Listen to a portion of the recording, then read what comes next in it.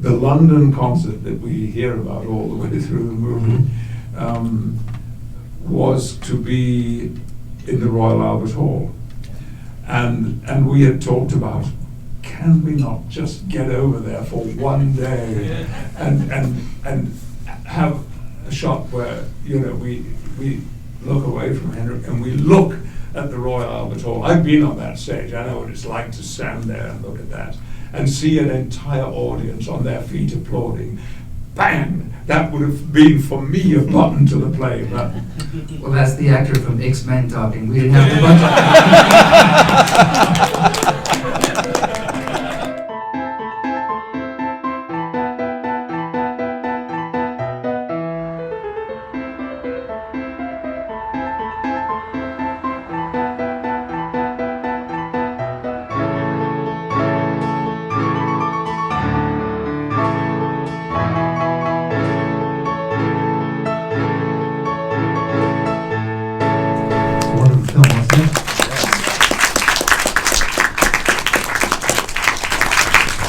My name is Christian Meoli. I'm the owner of this boutique cinema, Arena Cinelounge. So glad to be here to support this great new film. We have a very special treat. He flew in from across the country. Let's welcome the writer of the film, Louis.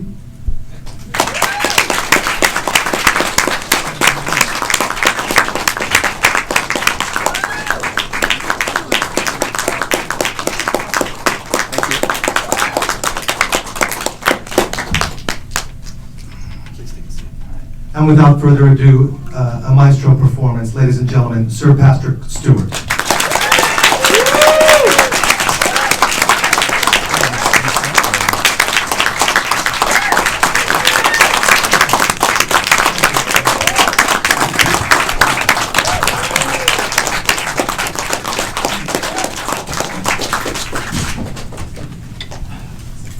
Thank you so much for being here. It's had a wonderful. Well, thank you for the invitation.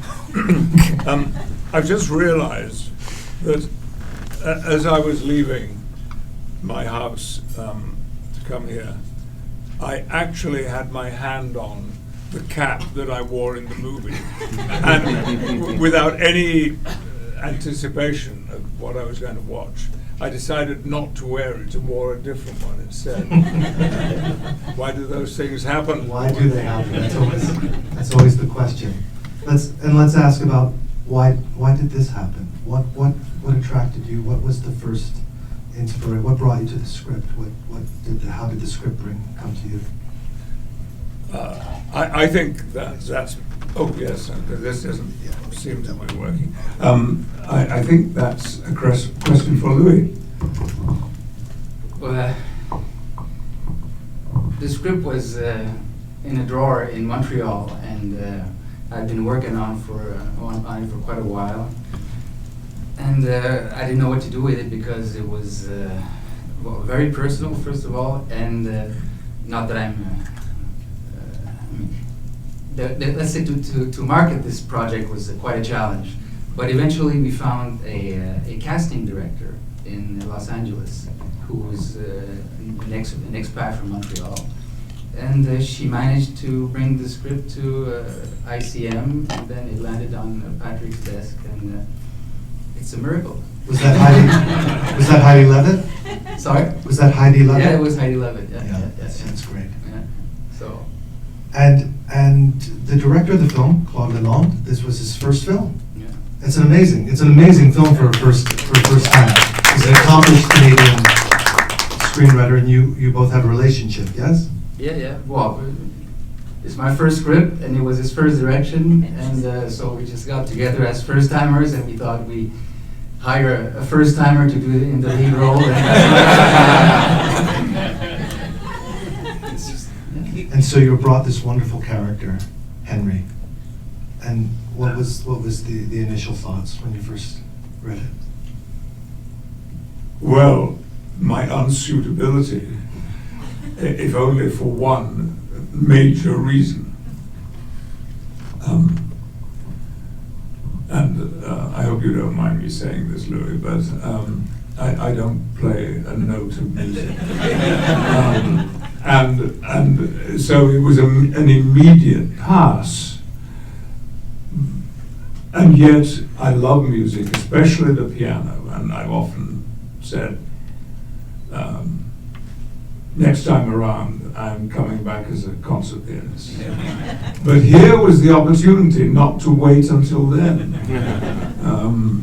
And I was, we talked, Louis and I, and he was very reassuring, and I found the role very interesting, and what is always important to me, very different from other things I had been doing. And we talked about the playing,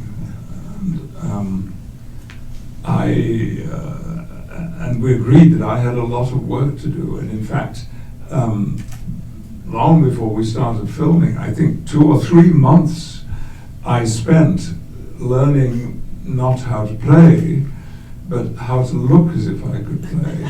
And I mean, that was alone was worth the experience, because I watched endless videos of concert pianists playing, some of them early, very early recordings, and I worked with, I think, 3 different coaches, one in England and one in Montreal, and there was a third one at some point. I think maybe there were 2 in Montreal. Yeah, there were 2. 2 in Montreal, and something happened to me that, well, I chose.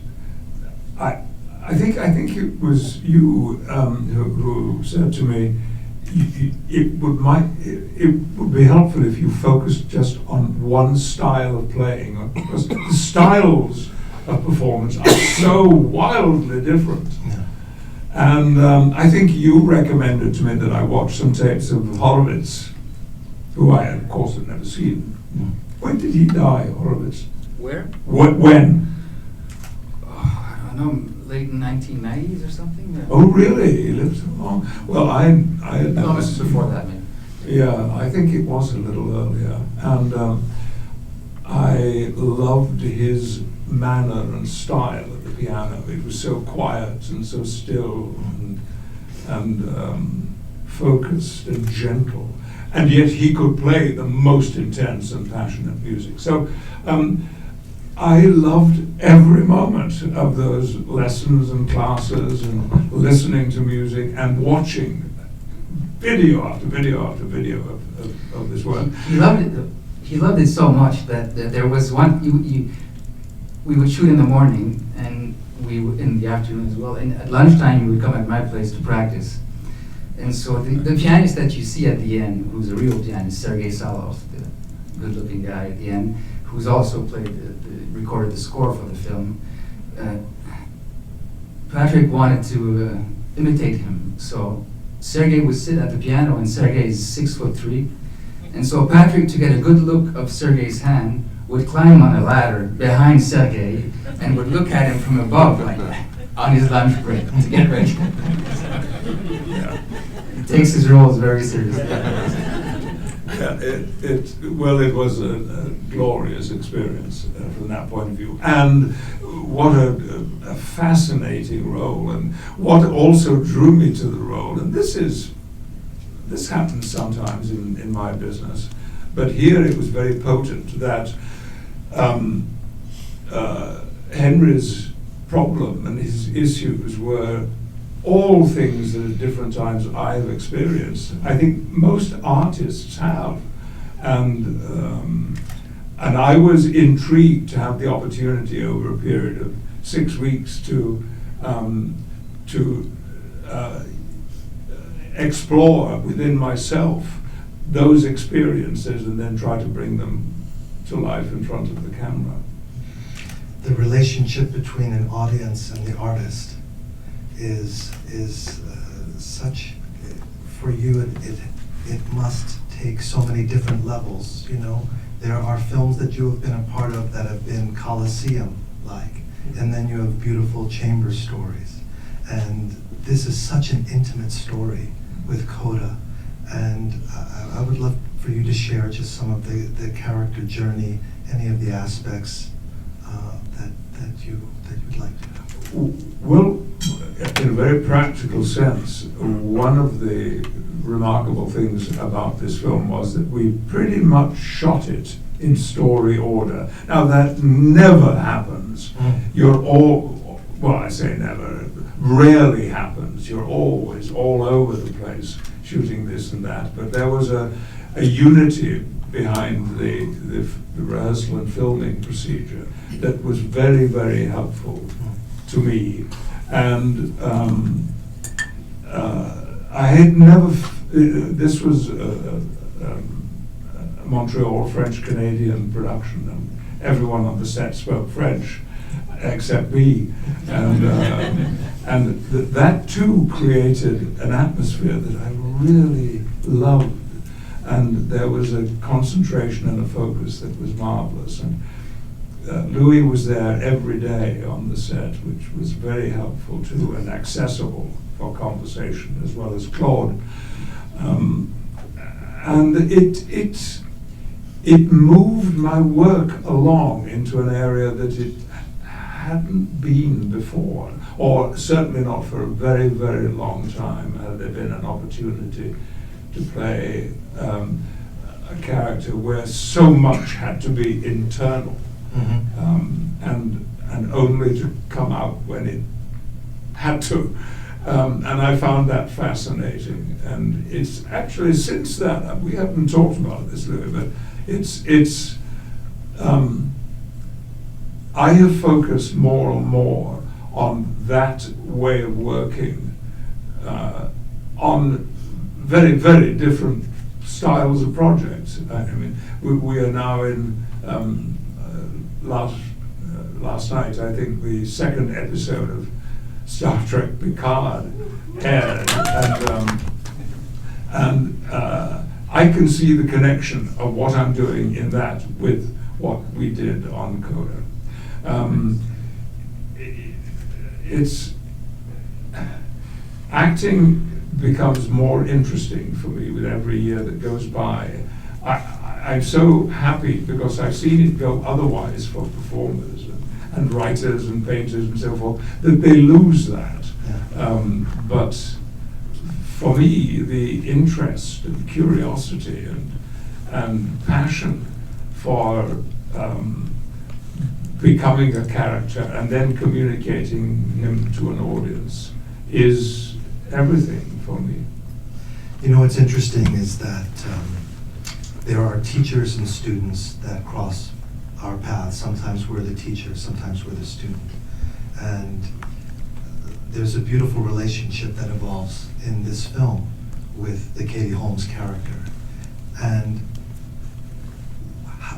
how she brings Henry through his arc, and that taking him to Switzerland.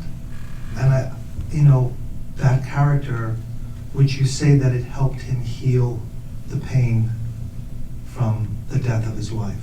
Yeah. And then the journey to Switzerland is really, it's just him. Yeah. Yes, that's very true. The days in Switzerland were the last days of the movie. I think we had a 2-week break between, everything was filmed in Montreal except the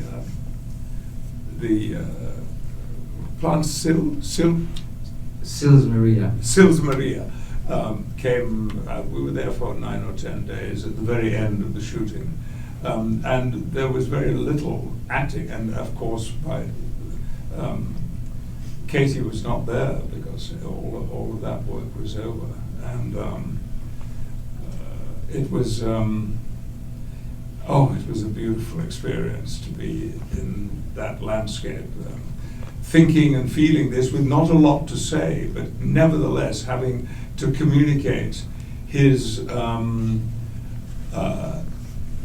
re-entry into life, and how without having dialogue scenes we could do that. Of course, the scenes with Christoph, the night porter, were very important in that respect, and I appreciated immensely what he brought to that role, and Giancarlo too. I mean, it was beautifully cast, and from my point of view, a great blessing, because I really liked all three of those actors, and everyone was absorbed and focused and concentrated. We hardly saw one another socially at all during those 6 weeks. It was very curious. Our relationships became the relationships that we had when we were on camera, which is sometimes a good way of doing it. I really didn't know whether Henry was going to live or die at the end of this film. You know, it's a curious thing, but I haven't watched the film. Neither of us have watched it for quite a long time. In my case, probably a couple of years. And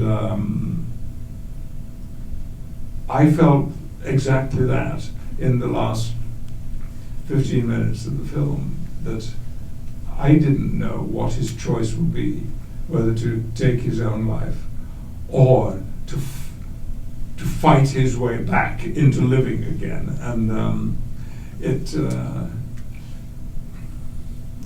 I have a wonderful job, as do you, and the support that I got from Louis here was, and I didn't know he was coming until this morning. I think when there was an email and he said he was flying here and he wanted to see the show, and this was just wonderful news for me.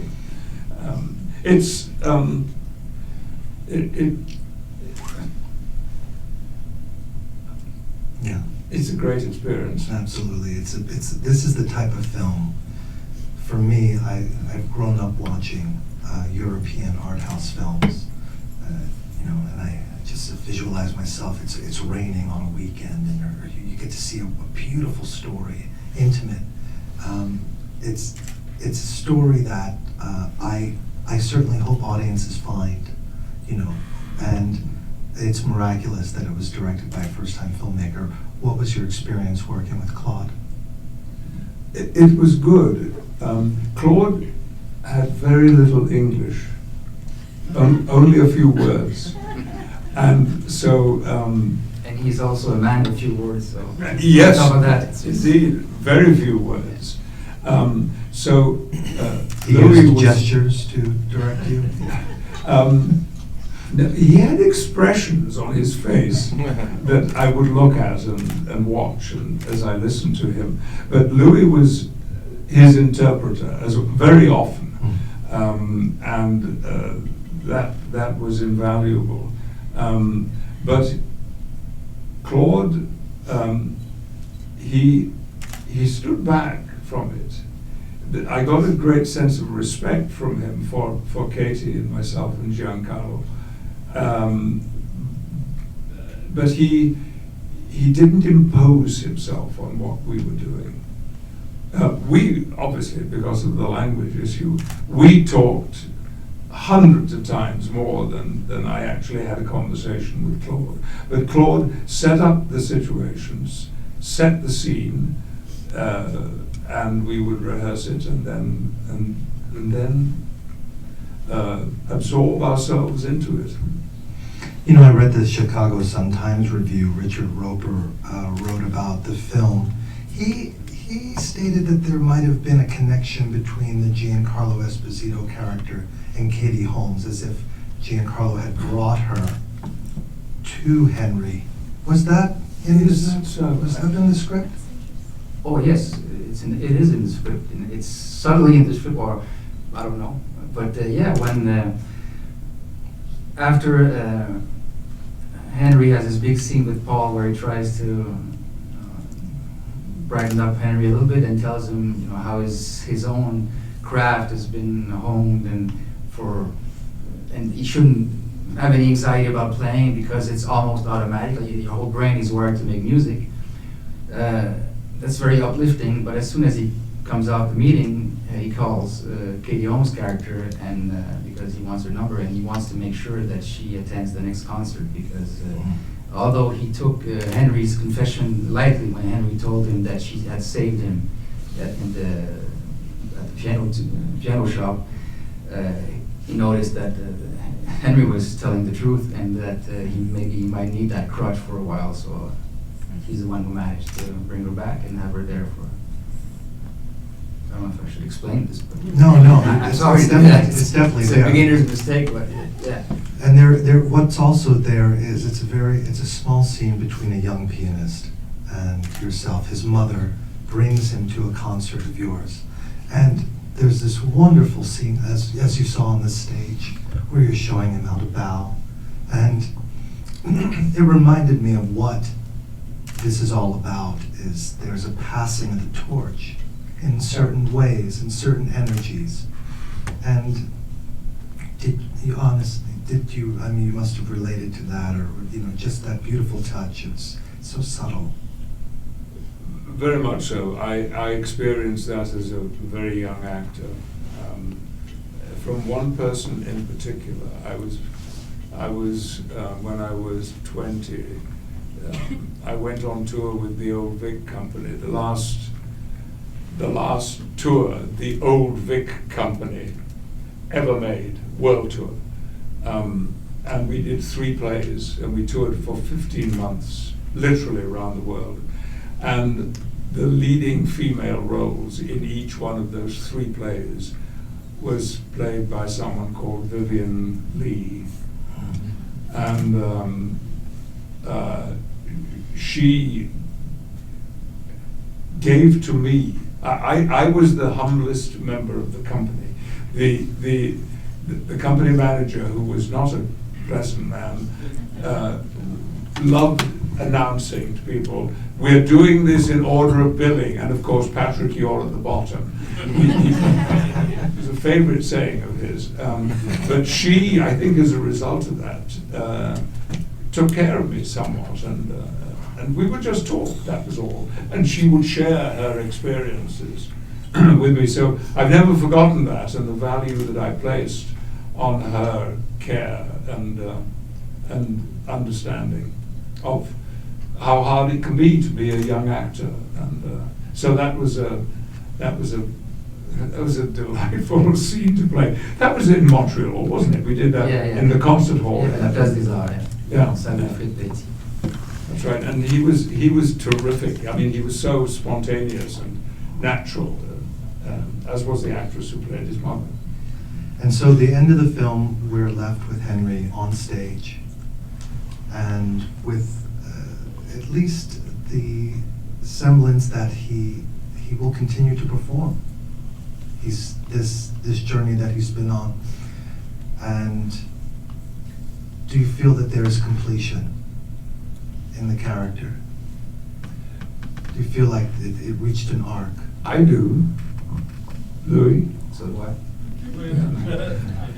I have only one regret, and you'll know what this is, because I think that concert, the London concert that we hear about all the way through the movie, was to be in the Royal Albert Hall. And we had talked about, can we not just get over there for one day and have a shot where, we look away from Henry and we look at the Royal Albert Hall. I've been on that stage. I know what it's like to stand there and look at that and see an entire audience on their feet applauding. Bang! That would have been for me a button to the play. But well, that's the actor from X-Men talking. We didn't have the budget.